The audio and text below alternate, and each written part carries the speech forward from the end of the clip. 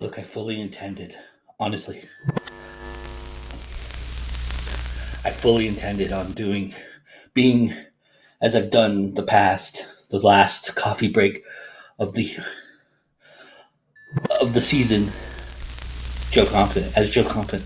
But I can't stop him. I can't. I don't. I don't know how. So I'm just gonna say this real quickly. I apologize. I really sincerely apologize.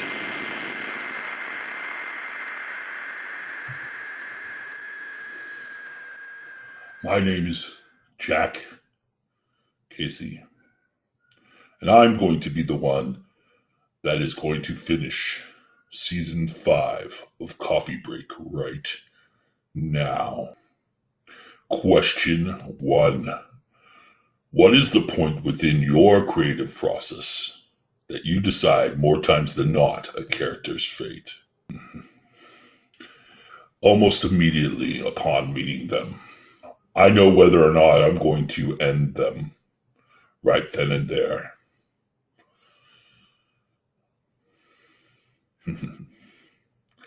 I take care of my business and I don't hesitate.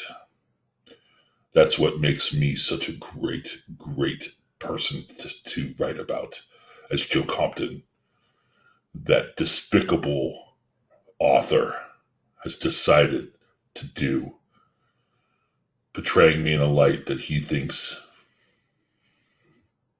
is helping me. He's lucky that I need him to keep my story alive. He's lucky because he would be the answer to question number 1. Question 2. Once you have a character's fate decided, how often, give us a percentage, would you say that fate has changed? It happened once, and I assure you it will not happen again. I let somebody off the hook one time, and it came back to haunt me. Never again. Question number 3. What was the main reason for the change? Someone who loved them convinced you not to? You fell in or out of love with them? Or did the story shift based upon somebody's request? I'm sure I've been heavily edited by Joe Compton and his cronies who have decided to publish his work. First that Nevermind the Fine Print, and then Three Furies Press. You made a mistake. The thing that convinces me to not go along with the original plan is me, and me only. I'm the one who decides that, not some book or some story or some editor or some fan. Jack Casey decides that. Question number 4. Tell us about one character you became particularly fond of or grew to despise that you fleshed out more for your audience, and how that character went about giving you the depth they needed to make sure the audience stood up and took notice.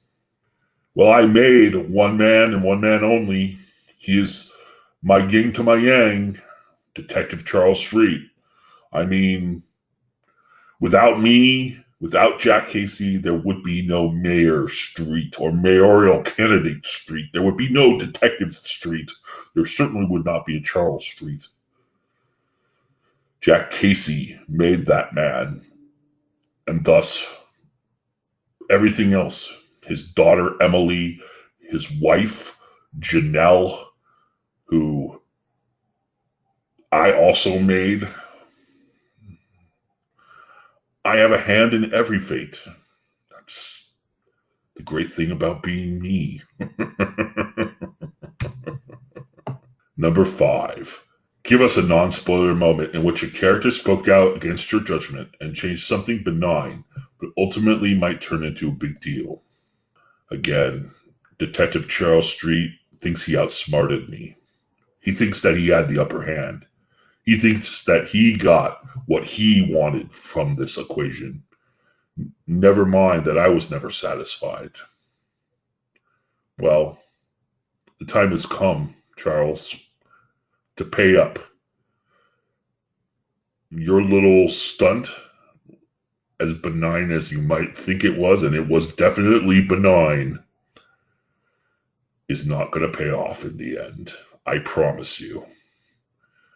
Jack Casey will win. Where will you find me?